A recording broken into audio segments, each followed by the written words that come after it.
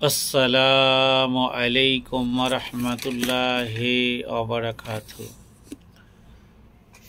আলহামদুলিল্লাহ নাহমাদুহু ওয়া নাস্তাঈনুহু ওয়া নাস্তাগফিরুহু ওয়া নু'মিনু বিহি ওয়া নাতাওয়াক্কালু আলাইহি ওয়া নাউযু বিল্লাহি মিন শুরুরি আনফুসিনা ওয়া মিন সাইয়্যাতি আমালিনা ওয়া মান ইয়াহদিহিল্লাহু ফালা হাদিয়া লাহু ওয়া নাশহাদু আল্লা ইলাহা ইল্লাল্লাহু ওয়া নাশহাদু আন্না মুহাম্মাদান আবদুহু ওয়া রাসূলুহু। আম্মা বা'দু আউযু বিল্লাহি মিনাশ শাইতানির রাজীম। বিসমিল্লাহির রহমানির রহিম। ইন্না আতাইনাকাল কাউসার ফাসাল্লি লিরাব্বিকা ওয়ানহার ইন্না শানিয়াকা হুয়াল আবতার। সাদাকাল্লাহুল আযীম।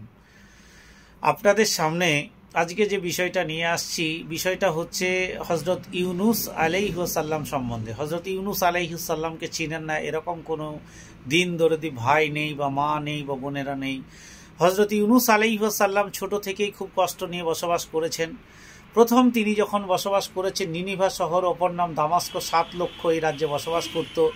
তারা আমোদ প্রমোদ এমনভাবে করতো, আল্লাহকে তারা মনেই করতো না, যে ভাবতো যে এই দুনিয়াটা কিভাবে এসেছে তাদের ভাবনায় আসতো না।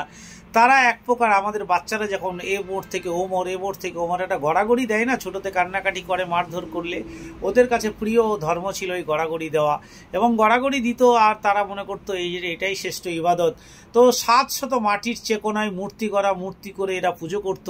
সেই সমস্ত পূজা সহ টোটালি গড়াগড়ি, একবার পশ্চিম, একবার উত্তর, একবার দক্ষিণ, একবার পূর্ব, একদম পশ্চিম, এইভাবে গড়াগড়ি করে চলতো। তো তখন এই সময় তখন হযরত ইউনুস আলাইহিসসালামের আবির্ভাব ঘটালেন এবং তিনি ঘটানোর পর আল্লাহ তাবারক ওয়া তাআলার এক ইবাদত বন্দিকে বা এক উপাস্য, একমাত্র আল্লাহর উপাস্য ছাড়া আর কারো উপাস্য করা যাবে না, এটা তিনি তাদের কাছে ব্যক্ত করলেন বা পাশ করলেন। তখন তিনারা ভাবলেন এই খ্যাপা কোথা থেকে এলো, খ্যাপা কি বলে। তো ইউনুস আলাইহিসসালামকে যখন ধর্ম প্রচার করতে লাগলেন তখন তিনি কি করতে লাগলেন, মানুষ তখন তাকে ঢিল মারত, পাথর মারত, ইট মারত, বিভিন্ন যা কিছু ছিল তা দিয়ে ছুঁড়ে মারত এবং তিনি ক্ষত বিক্ষত হয়ে তবু কিন্তু তিনি রাগান্বিত হননি। এই ন্যায় 1 থেকে 40 বছর বয়স পর্যন্ত তিনাকে এত অত্যাচার করেছে আপনি কল্পনাও করতে পারবে না। অত্যাচার করতে করতে করতে করতে কিন্তু তার কোনো সময় হাতে লেগেছে, কোনো সময় পায়ে লেগেছে, কোনো সময় অজ্ঞান হয়ে গেছে, কোনো সময় ব্লিডিং হয়েছে। কিন্তু তিনি এত কিছু সহ্য করার পরও তিনি চুপচাপ ছিলেন। হঠাৎ করে তার মনে উদয় হলো আর সহ্য করতে পারছি না, এবার আল্লাহ তাআলার কাছে আমি ফরিয়াদ করি। তখন তিনি আল্লাহর কাছে গজবের জন্য দাবি রাখলেন।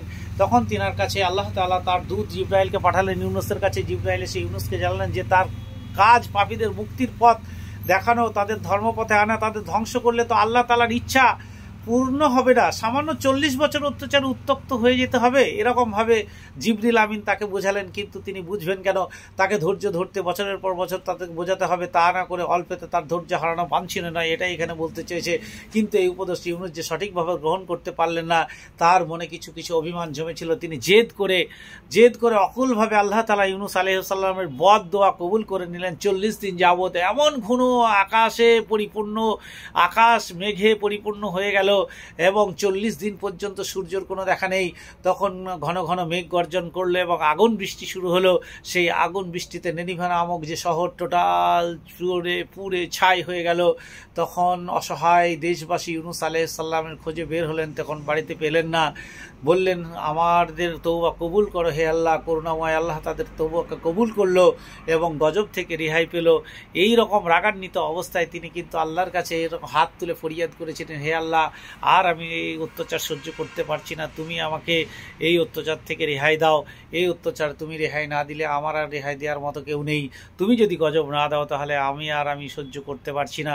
এইটুকু আজকে পর্যন্ত, আগামী দিনে আসবো অভিমানী ইউনুস আলাইহিসসালামের দেশ ত্যাগ, হজরত ইউনুস আলাইহিসসালাম নৌকায় আরোহণ, তিনাকে কেন মাছে খেয়েছিলেন, কি কারণে খেয়েছিলেন, কতদিন ছিলেন, কিভাবে ছিলেন, সেগুলো নিয়ে আপনাদের সামনে ইনশাল্লাহ কালকে আসছি। আজকে এখানে এই পর্যন্তই। আসসালামু আলাইকুম ওয়া রাহমাতুল্লাহি ওয়া বারাকাতুহু।